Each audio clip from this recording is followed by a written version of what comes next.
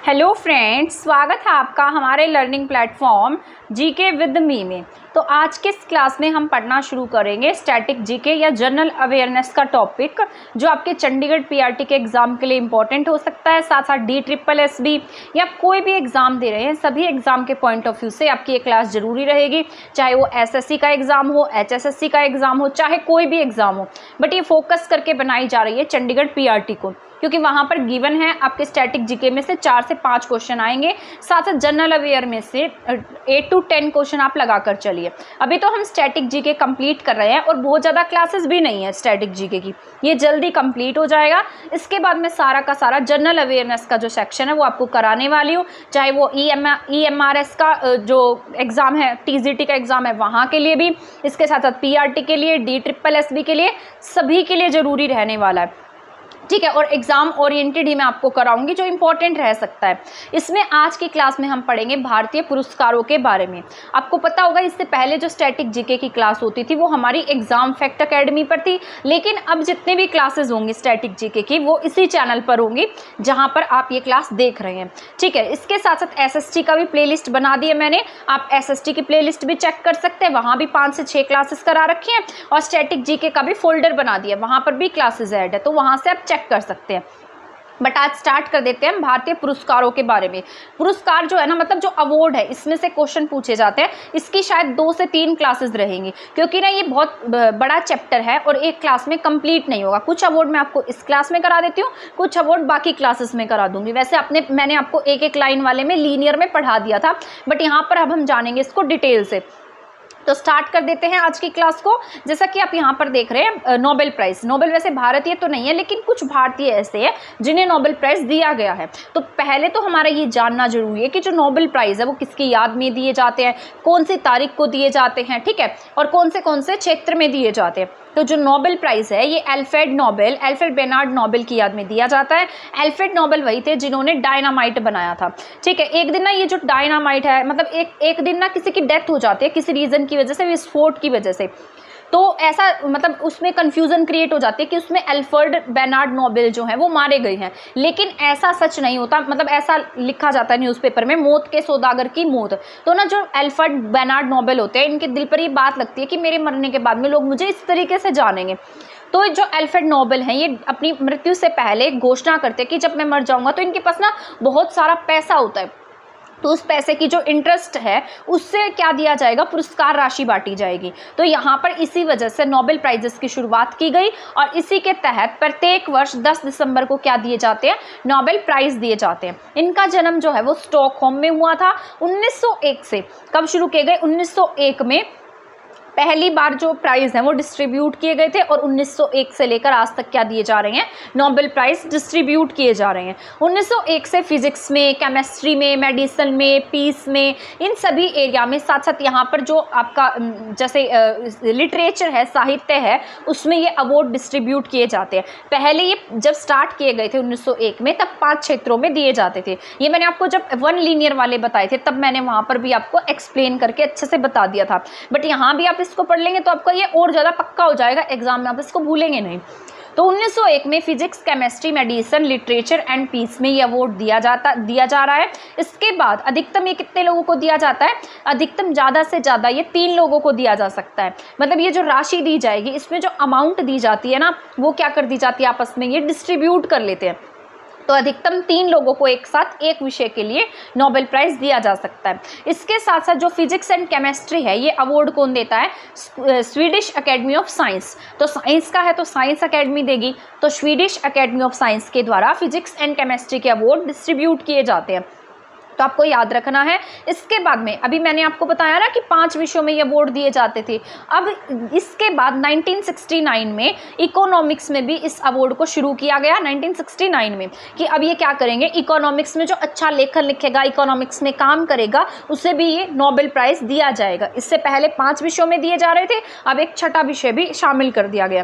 पहले फिजिक्स में, केमिस्ट्री में, मेडिसिन में, लिटरेचर में और पीस में दिया जाता था, लेकिन अब 1969 के बाद ये किस में दिया जाने लगा, इकोनॉमिक्स के लिए भी दिया जाने लगा। तो आपको ये याद रखना है क्योंकि आपसे पूछे जा सकते हैं ऐसे क्वेश्चंस। इन्हें ना मतलब जो इकोनॉमिक्स में जो ये अवार्ड दिया जाता है नोबेल प्राइज, इसे हम नोबेल स्मृति पुरस्कार के नाम से भी जानते हैं। तो आपको याद रखना है नोबेल स्मृति पुरस्कार कौन सा है, तो इकोनॉमिक्स का जो अवार्ड है उसी का नाम क्या है, नोबेल स्मृति पुरस्कार है।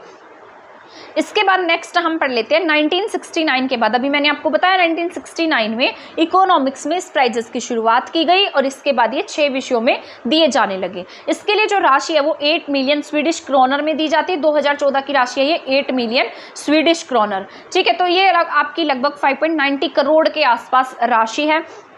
और जो शांति का नोबेल प्राइज है ये नॉर्वे की 5 सदस्यीय समिति के द्वारा दिया जाता है, मतलब नॉर्वे में दिया जाता है। नॉर्वे की कैपिटल है ओस्लो, वहाँ पर पीस का जो नोबेल प्राइज है वो दिया जाता है। बाकी सभी के सभी जो प्राइज है वो स्वीडन में दिए जाएंगे, स्वीडन की कैपिटल स्टॉकहोम में। लेकिन बाकी जो पीस का प्राइज है वो वहाँ पर ना दिया जाकर नॉर्वे की कैपिटल ओस्लो में दिया जाता है। और ये किसके द्वारा दिया जाता है, 5 सदस्यीय समिति के द्वारा ये अवार्ड डिस्ट्रीब्यूट किया जाता है, मतलब दिया जाता है, ठीक है। तो ये शांति का पुरस्कार है, आपको याद रखना है। शांति का पुरस्कार कहाँ दिया जाएगा, नॉर्वे की कैपिटल ओस्लो में दिया जाएगा और ये 5 सदस्यीय कमेटी के द्वारा दिया जाएगा। अब तक सेकेंड वर्ल्ड वॉर हुआ था ना, तो सेकेंड वर्ल्ड वॉर में 1940 से लेकर 1942 तक जो आपका नोबेल प्राइज़ है वो डिस्ट्रीब्यूट नहीं किया गया। बाकी सभी साल क्या दिए जाते हैं, आपके नोबेल प्राइज़ डिस्ट्रीब्यूट किए जाते हैं। यहाँ पर ना गांधी जी को भी नॉमिनेट किया गया था लेकिन उन्हें नोबेल प्राइज़ मिला नहीं, ठीक है। 1937 में नॉमिनेट हुए, 1938, 1940, 47 एंड 48 इन ईयर्स में क्या हुए हैं, ये नॉमिनेट हुए हैं। तो महात्मा गांधी जी को नामित किया गया था नोबेल प्राइजेस के, लेकिन इन्हें नोबेल प्राइज नहीं मिला। ये बात आपको नहीं पढ़नी है, ये बस मैंने ऐसे ही लिख दी थी, ठीक है। तो आपको बस यही याद रखना है, गांधी जी को इन ईयर्स में क्या किया गया, नॉमिनेट किया गया था लेकिन ये अवार्ड इन्हें नहीं मिला।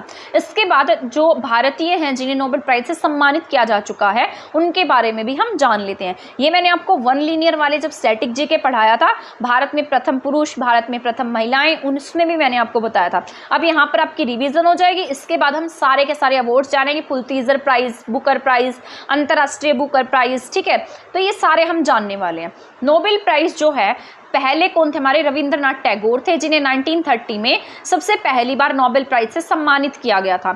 और इन्होंने ना लिटरेचर लिखा था, गीतांजलि के लिए इन्हें सम्मानित किया गया 1913 में। तो पहले भारतीय कौन है जिन्हें नोबेल प्राइज मिला है, रविंद्रनाथ टैगोर हैं। आपको याद रखना है कौन है पहले, भारतीय रविंद्रनाथ टैगोर है। इसके बाद में चंद्रशेखर वेंकट रमन को 1930 में फिजिक्स के लिए अवार्ड मिला, नोबेल प्राइज से सम्मानित किया गया। इसके बाद हरगोविंद खुराना को 1968 में जीन्स वगैरह पर काम करने के लिए नोबेल प्राइज से सम्मानित किया गया। इसके बाद है मदर टेरेसा। आपको पता है मदर टेरेसा वैसे हमारे इंडिया की नहीं थी, इन्होंने इंडिया की नागरिकता ली थी। इंडिया में बहुत ज़्यादा काम किए थे मदर टेरेसा ने, ठीक है। तो ये इन्होंने ट्रस्ट बनाया था। आज भी इनकी मिशनरीज इंडिया में देखने को मिलती है। तो ना इन्हें ना सेंट का दर्जा दिया गया, मतलब ये संत है एक तरीके की, तो इन्हें सेंट का दर्जा भी दिया गया है। ये भारत की नहीं है लेकिन इन्हें भारत की नागरिकता दी गई थी, इसलिए हम इसे किसमें पढ़ते हैं, भारत में पढ़ते हैं। तो आपसे पूछा जाए भारत की प्रथम महिला जिसे नोबेल प्राइज से सम्मानित किया गया, तो हम क्या टिक करते हैं, मदर टेरेसा टिक करते हैं। मदर टेरेसा को 1979 में नोबेल प्राइज से सम्मानित किया गया और इसके 1 साल बाद ही हमने इन्हें किससे सम्मानित कर दिया, भारत रत्न से सम्मानित कर दिया। तो मदर टेरेसा को 1979 में क्या मिला है, नोबेल प्राइज मिला है, लेकिन 1 साल बाद ही हमने इन्हें क्या दे दिया, भारत रत्न से सम्मानित कर दिया। तो मदर टेरेसा ऐसी महिला हैं जिन्हें यहाँ पर नोबेल प्राइज भी और इसके साथ साथ भारत रत्न दोनों से सम्मानित किया गया है। तो पहले रविंद्रनाथ टैगोर 1913, इसके बाद चंद्रशेखर वेंकट रमन 1930, इसके बाद Hargobind Khorana 1968 and then Mother Teresa 1979। 1980 में हमने इन्हें भारत रत्न से सम्मानित किया। इसके साथ साथ हमने अब्दुल गफ्फार खान को भी भारत रत्न से सम्मानित किया। इसके साथ साथ नेल्सन मैंडेला को भी हमने भारत रत्न से सम्मानित किया है। वो मैं आपको पढ़ाऊंगी जब मैं आपको भारत रत्न के बारे में डिटेल से पढ़ाऊंगी, ठीक है। वैसे तो हम इसके बारे में और भी डिटेल से जान सकते हैं, लेकिन बट ये आपका एग्जाम ओरिएंटेड है, बहुत ज़्यादा आपको पढ़ना नहीं है। इसके बाद है सुब्रमण्यम चंद्रशेखर को 1983 में फिजिक्स के लिए नोबेल प्राइज से सम्मानित किया गया। अमर्त्य सेन पहले ऐसे भारतीय थे जिन्हें इकोनॉमिक्स के लिए नोबेल प्राइज से सम्मानित किया गया। 1969 में आपके जो इकोनॉमिक्स के नोबेल प्राइज हैं वो दिए जाने शुरू हुए थे और हमारे अमर्त्य सेन जी जो हैं इन्हें 1998 में 1998 में वेलफेयर इकोनॉमिक्स के लिए क्या मिला है, यहाँ पर नोबेल प्राइज से सम्मानित किया गया है। इसके बाद 7वें नंबर पर आते हैं वीएस नायपॉल। नायपॉल को लिटरेचर के लिए क्या मिला, यहाँ पर नोबेल प्राइज से सम्मानित किया गया है।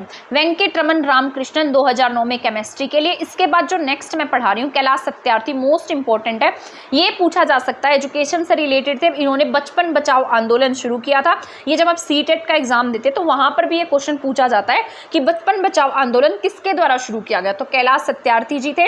इन्हें क्या मिला है, नोबेल प्राइज से सम्मानित किया गया है और इन्हें पीस के लिए यानी कि शांति के लिए नोबेल मिला है। और ये इन्हें मलाला यूसुफजई के साथ में अवार्ड दिया गया था। तो आपको याद रखना है मलाला के साथ में कैलाश सत्यार्थी को भी क्या मिला, पीस का नोबेल प्राइज मिला है। इन्होंने 1980 में बचपन बचाओ आंदोलन की शुरुआत की थी। इसके बाद लास्ट मिला है अभिजीत बैनर्जी को। तो आई होप आपको नोबेल प्राइज समझ में आ गए होंगे। रविंद्रनाथ टैगोर पढ़ा हमने, जैसे इसके साथ साथ वेंकटरमन पढ़े हैं, हरगोविंद खुराना पढ़े हैं, मदर टेरेसा पढ़ी है। इसके साथ साथ हमने यहाँ पर सुब्रमण्यम चंद्रशेखर, अमर्त्य सेन, वीएस नायपॉल, वेंकटरमन, कैलाश सत्यार्थी, अभिजीत बैनर्जी, इन सब के बारे में पढ़ लिया। इन्हें नोबेल प्राइज से सम्मानित किया गया है। इसके बाद हम चलते हैं नेक्स्ट पॉइंट पर, पुलतीजर प्राइज। ये भी इंपॉर्टेंट आपसे पूछा जा सकता है कि किस क्षेत्र में दिए जाते हैं। ठीक है, सबसे पहले किसे दिया गया था या कौन सा देश इसे डिस्ट्रीब्यूट करता है, तो ये सारी बातें जाननी जरूरी है।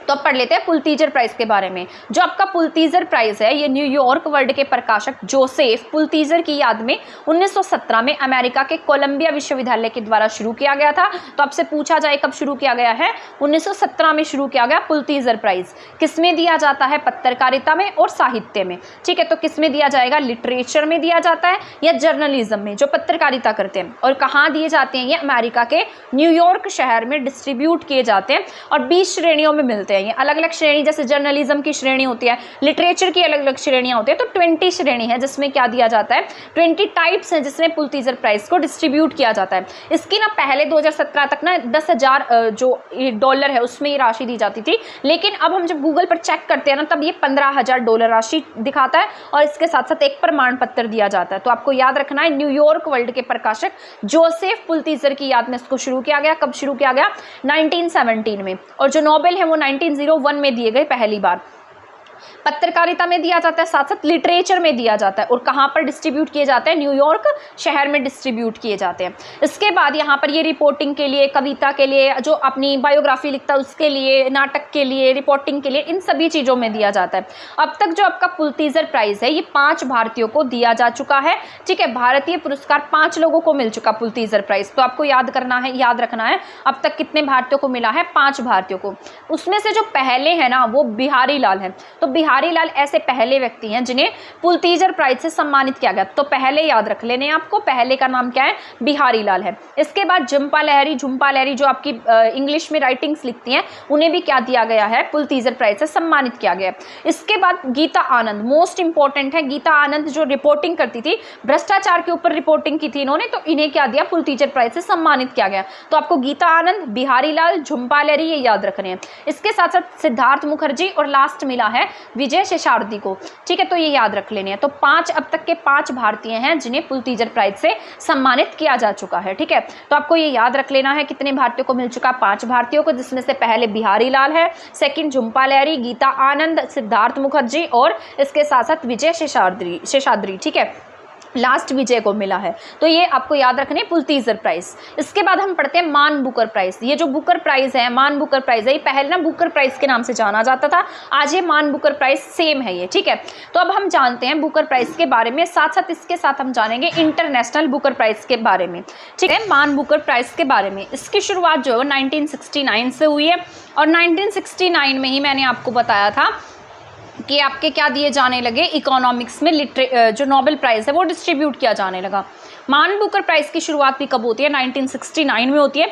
अब जो ये बुकर प्राइज़ है, मान बुकर प्राइज़ है, किस में दिए जाते हैं, ये लिटरेचर में, यानी कि जो अच्छा साहित्य लिखता है, अच्छी राइटिंग्स लिखता है। और किस में दिया जाएगा, अंग्रेजी भाषा में।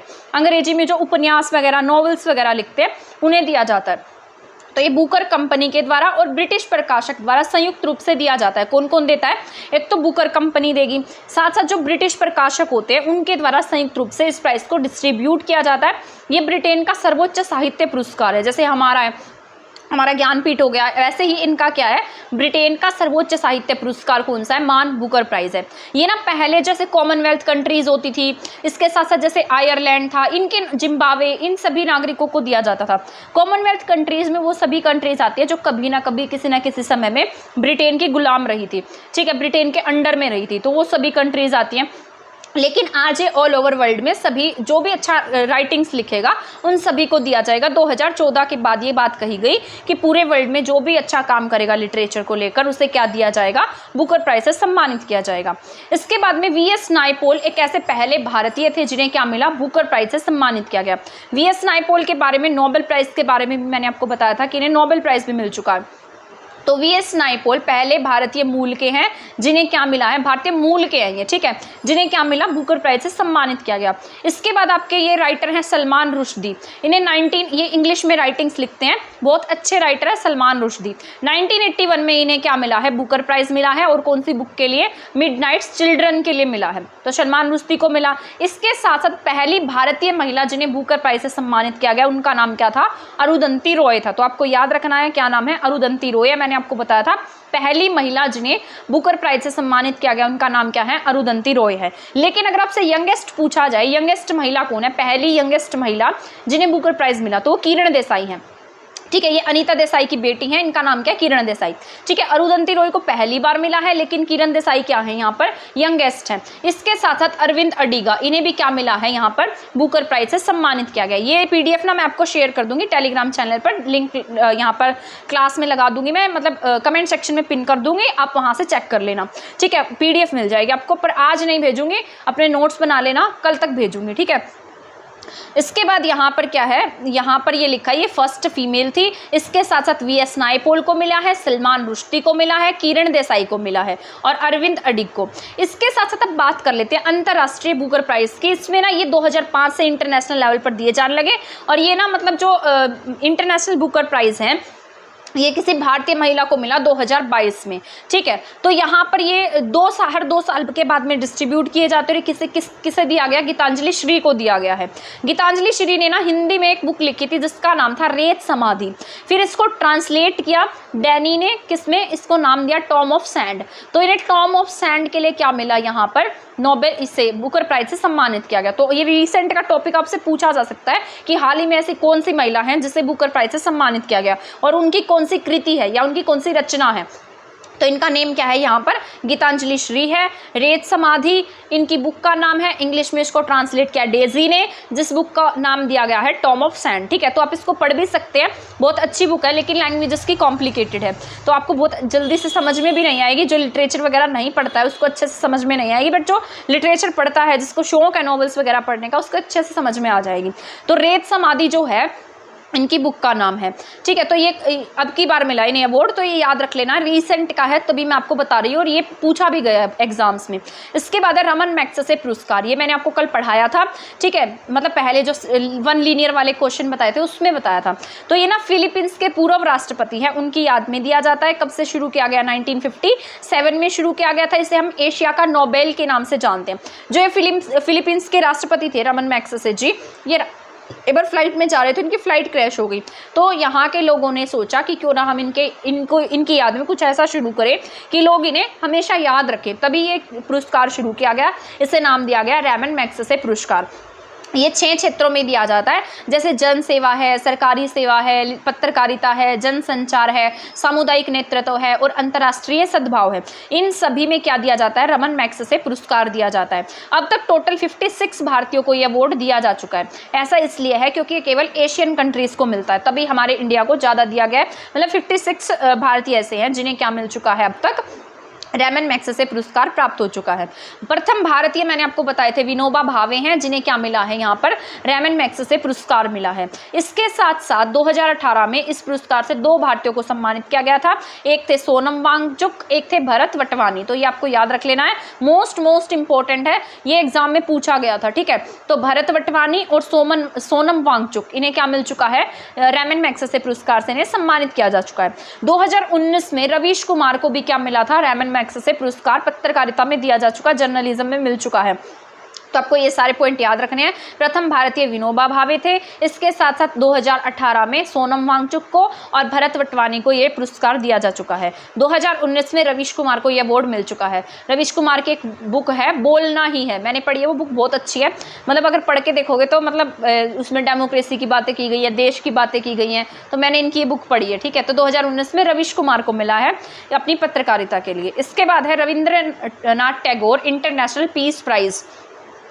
तो Rabindranath Tagore international peace prize की शुरुआत 2011 में होती है। किसके द्वारा की जाती है? भारत सरकार के द्वारा। और ये किन के लिए है? जो कवि हैं, कलाकार हैं, इन सब के लिए शुरू की गई थी, ठीक है। तब ये शुरू किया गया था, तब इसमें 1 करोड़ की राशि दी गई थी।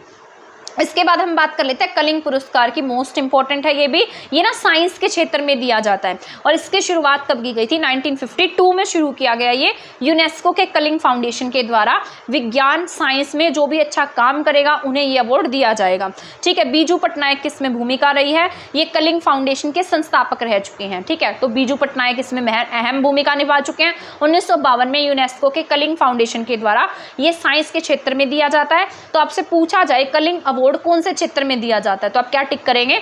साइंस में दिया जाता है। 2017 में 3 भारतीयों को मिल चुका है, आनंद नीलकांतन और हरप्रसाद दास को, ठीक है। इसके साथ साथ जैसे परमिता, यहाँ पर ये कुछ लेखक हैं तथा परमिता को, ये इनके नेम है आनंद नीलकांतन, हरप्रसाद दास और परमिता संपत्ति। ये 3 नाम हैं, आनंद नीलकांतन, हरप्रसाद दास, परमिता संपत्ति। 2017 में मिल चुका है इन्हें कलिंग पुरस्कार। किसमें दिया जाता है? जो साइंस में अच्छा काम करता है, ठीक है। तो साइंस के लिए दिया जाता है। इसके बाद मोस्ट इंपॉर्टेंट है ग्रैमी अवार्ड। ग्रैमी अवार्ड के बाद ऑस्कर पढ़ाऊंगी, ऑस्कर और भी इंपॉर्टेंट है। तो ग्रैमी अवार्ड कब शुरू किए गए? 1958 में, ठीक है। इन्हें ना हम ग्रामोफोन अवार्ड के नाम से भी जानते हैं। ये national academy for recording arts and science द्वारा जो वेस्टर्न म्यूजिक, जो पश्चिमी जो गायन है, जैसे वो अजीब सा गाना गाते हैं, आपने सुना होगा, तो उनको दिया जाता है, ठीक है। तो इसके लिए ये ग्रैमी पुरस्कार दिया जाता है। अब तक 1973 में कंसर्ट फॉर बांग्लादेश नामक रिकॉर्ड के लिए, जैसे ना इसमें कुछ सितार वादकों को भी अवार्ड दिया गया था, जिसमें हमारे पंडित रविशंकर जी भी शामिल थे। तो पंडित रविशंकर जी को ग्रैमी अवार्ड से सम्मानित किया गया। इन्हें 5 बार ग्रैमी अवार्ड दिया जा चुका है, 5 बार सम्मानित हो चुके हैं ग्रैमी अवार्ड से। तो कितनी बड़ी बात है। इसके साथ साथ AR रहमान जो हैं, इनके पास भी 2 ग्रैमी अवार्ड्स हैं। तो यहाँ पर ग्रैमी अवार्ड्स जो है ये वेस्टर्न म्यूजिक को बढ़ावा देने के लिए दिया जाता है। इन्होंने ना अपना एक संगीत लिखा था, वेस्ट मीट्स ईस्ट, इसके लिए इन्हें ये पुरस्कार दिया गया था, ठीक है। तो आपको बस ये याद रख लेना है। 1994 में विश्व मोहन भट्ट को मिला है। 2018 में पॉप स्टार ब्रूनो मार्स को मिला था ये, तो ये आपको याद रख लेना है, ठीक है। तो ग्रैमी अवार्ड की शुरुआत कब होती है? 1958 में होती है। इससे पहले हमने क्या पढ़ा? यहाँ पर कलिंग पुरस्कार 1952 में शुरू होता है, यूनेस्को के द्वारा दिया जाता है। ग्रैमी अवार्ड 1958 में, वो 1952 में, कलिंग 1952, ग्रैमी 1958, ठीक है। ये याद रख लेना। इसके बाद यहाँ पर हम नेक्स्ट चलते हैं, राइट लाइवलीहुड पुरस्कार। ये 1980 में शुरू किया गया है। ये लंदन स्थित राइट लाइवलीहुड सोसाइटी द्वारा दिया जाता है। बस ये याद रखना कि ये किस क्षेत्र में दिया जाता है। तो राइट लाइवलीहुड पुरस्कार जो है ये आपका एनवायरनमेंट के एरिया में दिया जाता है। पर्यावरण में जो अच्छा काम करेगा, सामाजिक न्याय में जो अच्छा काम करेगा, उसे राइट लाइवलीहुड पुरस्कार से सम्मानित किया जाएगा। बस ये याद रख लेना, क्योंकि ना आपसे बस ये पूछा जा सकता है कि किस एरिया में दिया जाएगा। मोस्ट इंपॉर्टेंट बात कर लेते हैं ऑस्कर अवार्ड की। ऑस्कर अवार्ड 1920 में यूएस की national academy of motion pictures द्वारा शुरू किए गए थे। तो ऑस्कर पूछे जाए कब शुरू किए गए? 1920 में शुरू किए गए हैं। इसका ऑफिशियल नेम पूछा जाए तो अकेडमी अवार्ड्स ऑफ मेरिट है। इसका नाम क्या? Academy awards of merit. कौन से महीने में दिए जाते हैं? फरवरी के महीने में दिए जाते हैं। तो ऑस्कर अवार्ड 1920 में शुरू हुए हैं। किस में दिए जाते हैं? फरवरी महीने में दिए जाते हैं, 1920 में शुरू किए गए थे। इसके बाद नेक्स्ट है यहाँ पर ऑस्कर व नोबेल पाने वाले एकमात्र भारतीय, मतलब एकमात्र व्यक्ति, भारतीय नहीं है ये, ऐसे व्यक्ति जिन्हें नोबेल भी मिल चुका है और जिन्हें ऑस्कर भी मिल चुका है। तो ये मिला है लिटरेचर के आने वाले एकमात्र व्यक्ति कौन है? बेनार्ड शो थे, ठीक है, लिटरेचर में। और इसके साथ साथ इन्हें मतलब बेस्ट स्क्रीनिंग प्ले के लिए ऑस्कर मिला है और लिटरेचर में इन्हें नोबेल प्राइज से सम्मानित किया गया है। तो ऑस्कर में नोबेल पाने वाले एकमात्र व्यक्ति जॉर्ज बेनार्ड शो थे, ठीक है। लिटरेचर में मिल चुका है इन्हें और साथ साथ बेस्ट स्क्रीन प्ले के लिए, लिटरेचर में नोबेल के लिए, साथ साथ बेस्ट स्क्रीन प्ले में ऑस्कर के लिए इन्हें अवार्ड दिया गया है। इसके बाद हम नेक्स्ट पढ़ लेते हैं ऑस्कर पाने वाली प्रथम भारतीय महिला कौन थी?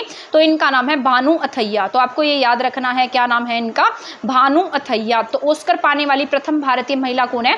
भानु अथैया। ये पूछे जा सकते हैं, ये इंपॉर्टेंट है आपके, पिछली बार पूछा गया था। दादा साहब फाल्के पुरस्कार पाने वाली प्रथम भारतीय महिला कौन है? तो देविका रानी थी। वो आपके क्वेश्चन पेपर में आया हुआ था, तो ऐसे से क्वेश्चन ही पूछेगा। ऑस्कर पाने वाली प्रथम भारतीय महिला कौन है? भानु अथैया थी।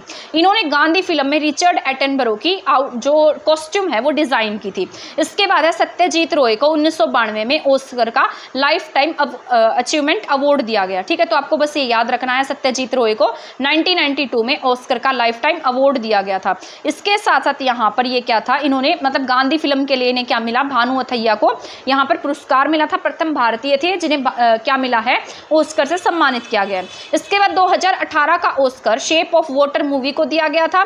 अब यहाँ पर तीन मूवी ऐसी थी जो ऑस्कर के लिए नॉमिनेट हुई हैं। इसमें मदर टेरेसा है, सलमान बॉम्बे हैं, ठीक है, इसके सलाम बॉम्बे हैं और लगान है। ये 3 मूवी ऐसी थी जिन्हें ऑस्कर में नॉमिनेट किया गया है। इसके बाद ऑस्कर 2023 में 2 मूवी को मिला। ये इंपॉर्टेंट है, ये आपका रिसेंट का टॉपिक है इसलिए मैं बता रही हूँ। पहली आरआर का सॉन्ग था, मतलब पहला जो सॉन्ग है, पहली मूवी जो आरआर है उसका सॉन्ग है नाटू नाटू, जिसे क्या मिला है यहाँ पर? ऑस्कर से सम्मानित किया गया है ओरिजिनल सॉन्ग कैटेगरी के लिए। इसके साथ साथ एक शॉर्ट डॉक्यूमेंट्री है जिसका नाम है द एलिफेंट, यहाँ पर लिखा द एलिफेंट विस्पर। तो ये इसके लिए भी इन्हें क्या मिला है? यहाँ पर ऑस्कर से सम्मानित किया गया है। तो यहाँ पर ये जितने पॉइंट मैंने आपको बताए हैं सारे आपको याद रखने हैं, सारे के सारे इंपॉर्टेंट हैं, एग्जाम के पॉइंट ऑफ व्यू से बहुत जरूरी हैं। तो आप ये सारे के सारे एक बार रीड कर लेना। इसके पीडीएफ में आपको शेयर कर दूंगी टेलीग्राम पर शेयर कर दूंगी। साथ साथ मैंने यूट्यूब पर प्लेलिस्ट बना रखी है, तो आप अपनी प्लेलिस्ट भी चेक कर सकते हैं, मेरी प्लेलिस्ट चेक कर सकते हैं। प्लेलिस्ट में आपको स्टैटिक जीके अलग अलग प्लेलिस्ट बना रखे हैं सब्जेक्ट वाइज, ताकि आप कंफ्यूज ना हो। तो मैं आपको बता रही हूँ। और वैसे मैं लाइव आऊँगी 2-4 दिन में, जब लाइव आऊँगी तब मैं आपको पहले बता दूंगी कि किस टाइम लाइव आने वाली हूँ, तब आप वहाँ से ज्वाइन कर लेना, जो डाउट है वहाँ से क्लियर कर लेना। तो यहाँ पर स्टैटिक जीके जो है वहाँ मैंने फोल्डर बना रखा है चंडीगढ़ पीआरटी स्टैटिक जीके के नाम से, और एक फोल्डर है आपका चंडीगढ़ पीआरटी सोशल साइंस के नाम से। तो वहाँ से आप दोनों सब्जेक्ट अपने कवर कर सकते हैं। तो मिलते हैं नेक्स्ट क्लास में नेक्स्ट टॉपिक के साथ। तब तक आप हमारे चैनल के साथ बने रहें। तब तक के लिए थैंक यू, धन्यवाद। चैनल को सब्सक्राइब नहीं किया है तो सब्सक्राइब कर दीजिए, वीडियो को शेयर नहीं किया है तो शेयर कर दीजिए।